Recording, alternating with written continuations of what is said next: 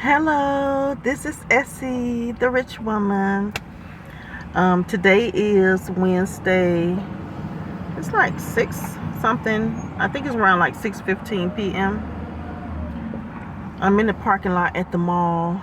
Um, I dropped the family off at a park. I did a private ride, so I dropped them off and I'm going to pick them up soon. So I thought I'd make a video.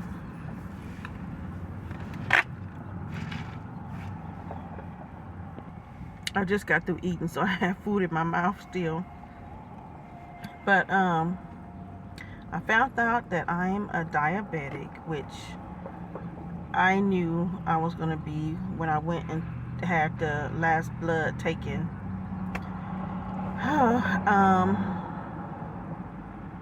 I wasn't in a rush to talk to my doctor because I knew that's what she was going to say. So that's what she said. So now I'm taking medication for diabetes.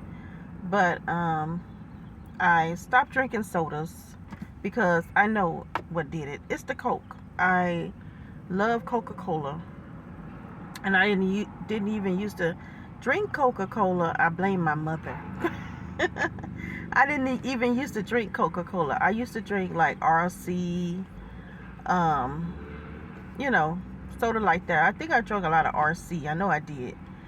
And one time I went to my mother's house. This was years ago.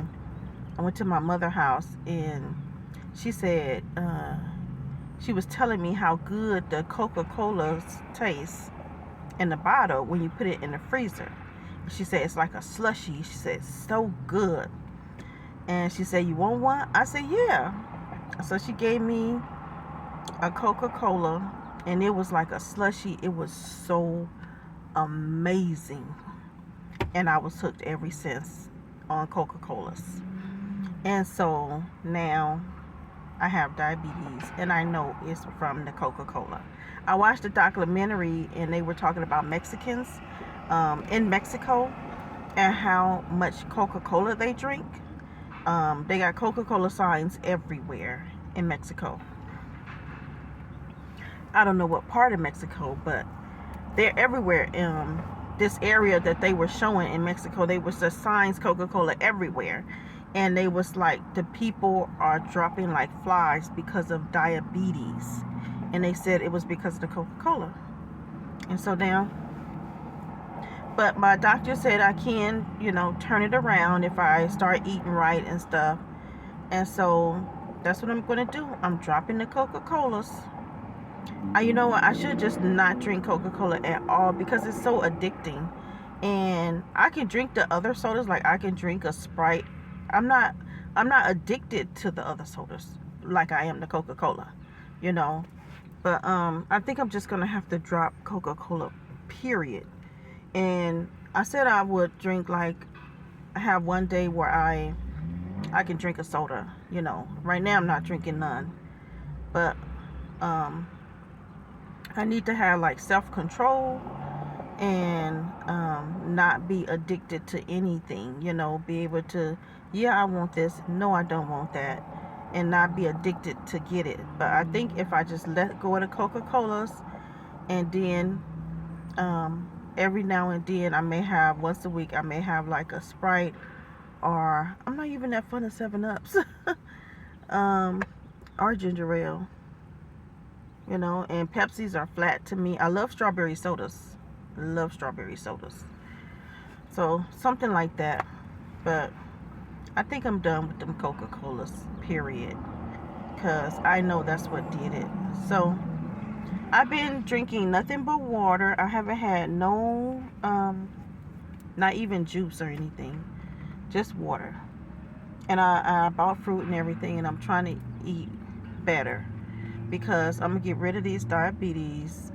And because she was saying all the things that it could affect your eyes, pancreas. I gotta make an appointment to go to a foot doctor, so I'm guessing it affects your feet. But I'm gonna get rid of it. I sure am. I'm gonna get rid of it. And I've been like, when I eat, especially if I have a Coke or something, and after I eat, I just feel tired, no energy at all. So I've been feeling a little better since I've been since I stopped drinking the sodas. But still, I got to get my energy back, and I need to lose some weight. So that's what I'm going to do. It's going to happen. But I wanted to talk about the apartment situation. So these apartments that I'm applying for, they're through HUD Housing, the housing authority, HUD Housing. You can only make $17.95 a month, and I make more than that.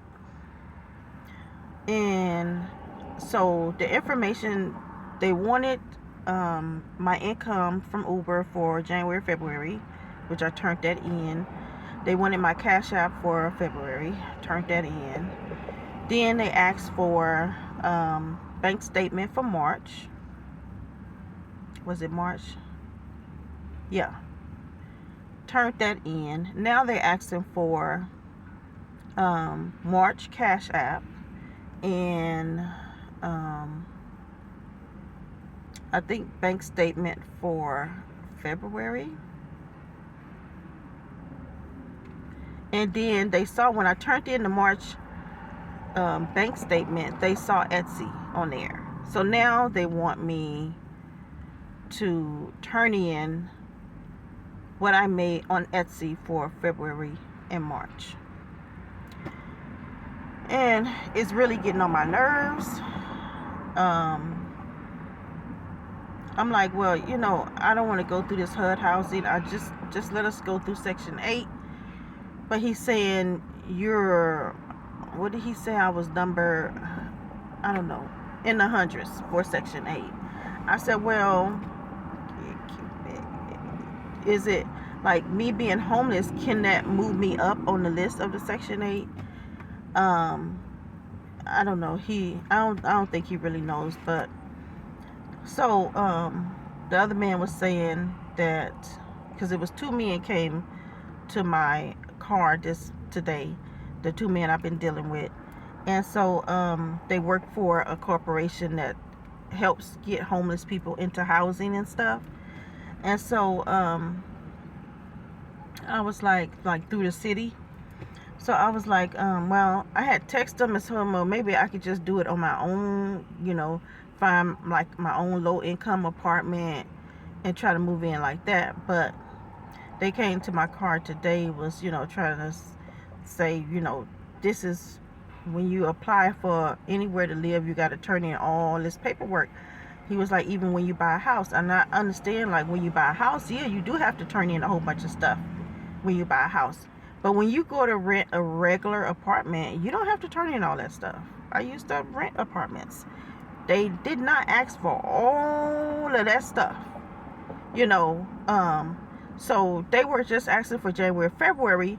That was when I was in the month of March. Now we in the month of April. Now they asking for March. So that's 3 months they didn't ask for my financial information. And I feel like the information that I gave them is already exceeded $17.95. And so every time they say, oh, they need this, they need that, now I got to go and I got to go through the apps, and I got to send the things to my email. Then I got to go to the library, and then I got to pull it up. I got to send it to the printer and print it out. So it's a whole process. Then they come pick it up. And so he scans it, send it to them. But I'm like, I'm doing all this stuff, and I'm already over the amount that they say that, if you go over that amount, you don't qualify. So I don't understand why they're asking for more proof of income if I'm already over. So now they into March, and they're asking for March stuff. And March is more than January, February, because January and February are the slowest months of Uber. So now you asking for March stuff. I'm well over now. So I don't think they're gonna approve it. I know Uber income fluctuate, it fluctuates. So, but I don't think they're gonna approve it. But they want me to continue turning in everything, So I'm thinking to myself, like, I feel like the guys, that work for this company that want me to continue turning in everything. I think it's just like, you know how when you go sell a car, a salesman sell a car, he wants to sell that car, right? I done sold this many cars. So that's how I feel like they want to get people in an apartment. Oh, I done got this many people in an apartment, and not. I'm thinking about long run. Like, I don't want to move into an apartment and then, because I am not going to be making no base level income to stay in this apartment. I'm not. Like, I feel like when people get on low income and Section 8 and all this stuff, they try to stay low so they can keep their housing, but never growing to make more to get out of low income or to get off of Section 8. And it kind of like traps you in to this like poverty state, and I don't want to be trapped into that. And then I think too, one day, like, what is it going to come to? Is it going to come to me either paying rent or buying food? You know what I'm saying? So that's the main reason why when I started working, I did not go and get a place to live, because I'm like, rent or food. And I'm like, I choose food. I feel like long as you have a vehicle, that's a roof, and before I became homeless, I was hungry before I became homeless. Hungry. And then after I became homeless, still hungry, okay? So I dealt with hunger for years. Even after I became homeless, it took them like 5 weeks to give me food stamps. Now, I had always worked, always paid taxes. Being the fact that I didn't have no kids, my taxes were high, so I always paid taxes. And I was like, dang. So right when I get to the point where I need help from the government, they was like, we need this, we need that. And then the reason why they didn't give me my food stamps right away is because they had saw that I had an account. And I was like, it's nothing in that account. I was so mad. So this is holding me back from getting food stamps, because you see that there's another account with my name in it. I'm like, it's nothing in there. I was like so surprised, that it's like the government don't want you to have nothing before they can help you. Nothing. And it's like, it's a trap. It really is. Once you get in there, to try to keep you in there. And even when you try to like build yourself up, then they just want to drop you. So I'm thinking to myself, like, if I get these apartments, HUD housing, if I happen to get it, right? And like I say, I'm not going to be trying to make little money to stay there. So they be searching everything, right? So they look and they find out that I'm making more money. So then what? My rent go up to regular rent? That 1 bedroom go up to is it going to go up to $2,000? He's saying it's not, but I don't think he really know. I used to live in a low income apartment.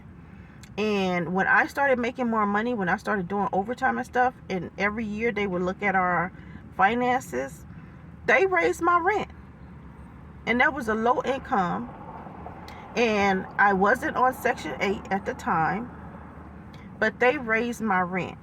So let me see. The 1 bedrooms this was like years ago, so I know I'm going to shock you with these rent amounts, but the 1 bedroom was $350 some. That was for a low income when I was like in my early 20s. And so I'm trying to think. I think they wanted to go up to like $600 and some. And I was like, this is not worth it. I thought to myself, this living here in these apartments is not worth it. I'm thinking it was 600 and something. Or was it 5 something? I can't remember, but they wanted to go up. And I didn't think that the apartments were worth that amount, because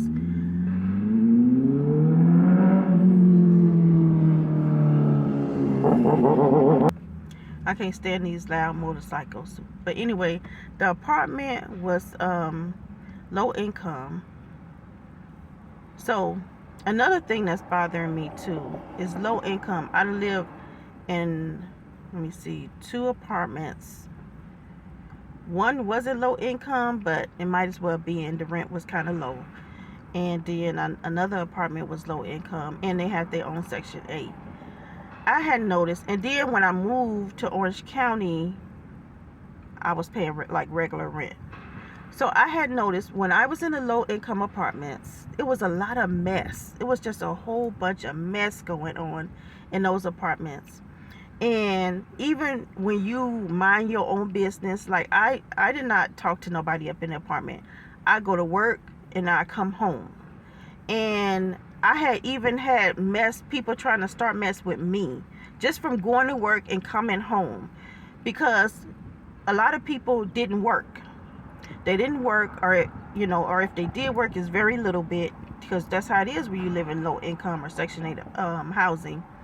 So they have all this free time on their hands. So all they do, well, where I stayed at, they would sit out on the steps talking, gathering large amount of people, hanging out, talking, watching me come and go, and the women being jealous and all this stuff. I remember I came out my apartment one day to a note on my car saying all the things that they were going to do to me sexually, that they were going to run a train on me, all these horrible things. Never got into it with nobody in that apartment building. Mind my own business, came and went.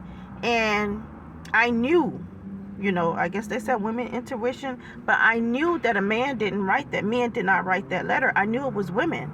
I just had a feeling women wrote this letter, especially after I kept reading it, because I was reading it to my friend. She kept saying, read it again. So I kept reading it, and then it says, you walk by switching your big ass. And I was like, walk by? So then I knew who it was, because I would walk by this group of men and women hanging out every day. And so I knew exactly who it was. And the day that the note was put on my car, nobody was out. It was like deserted. Nobody was out, which I thought was very strange and weird, that nobody was hanging out that day that note was put on my car. But it was always something living in low income apartment, because people did not work, and they were idle, and they were messy. And so I'm not too happy about moving into a low income apartment. I'm really not. But so I have my reservations about low income apartment. I wish I could just like buy like a RV or something, or a travel trailer or something, and then rent me a space, or rent or somebody in somebody's yard and live in that. You know what I'm saying? Instead of dealing with apartments. And then you got to deal with the people on both sides of you, or up above you, or the people that's parking next to your car and opening out their door and denting your car. Have that happened before in an apartment building. And then she want to go and park somewhere else after you done open your door out on my car. It's just a whole bunch of mess in apartment buildings. It's always something. I'm telling you, I have had more peace in my car than I did in apartment buildings.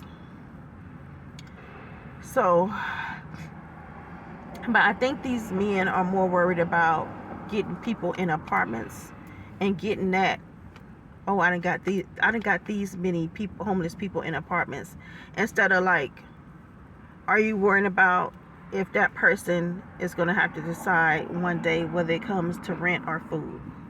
I don't want to move into an apartment building and then later on, like, I'm either barely eating or I may lose it. When I go and find a place, when I get a place to live, I want to know for sure that I'm not going to never be homeless again. But I mean, you won't know that for sure, but you know what I'm saying.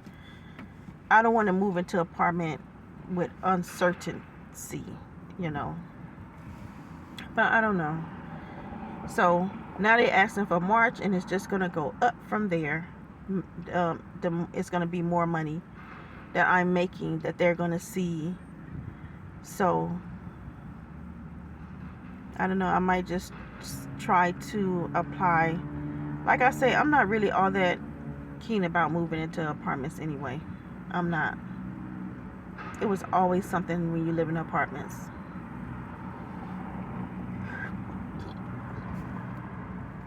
So that's the thing that's, you know,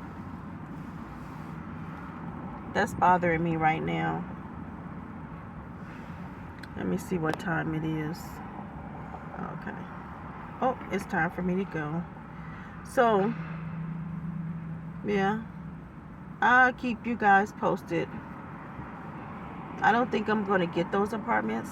They said they come furnished, fully furnished, but I don't want the bed because I wanted to make my bedroom into my craft room. But so I don't know. I think I'm gonna be rejected. I really am, because it's gonna show even more money that's coming in. Oh, but they keep saying, oh, but you know,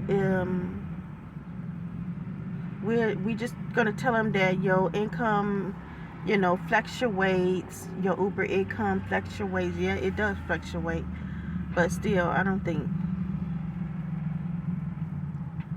I'm gonna get approved for those apartments. $17.95. They already had a price for that, you know, that you can't go over to get HUD housing, which is pretty low to me. $17.95. With the cost of living nowadays, with how high rent is, I bet you they haven't even raised it.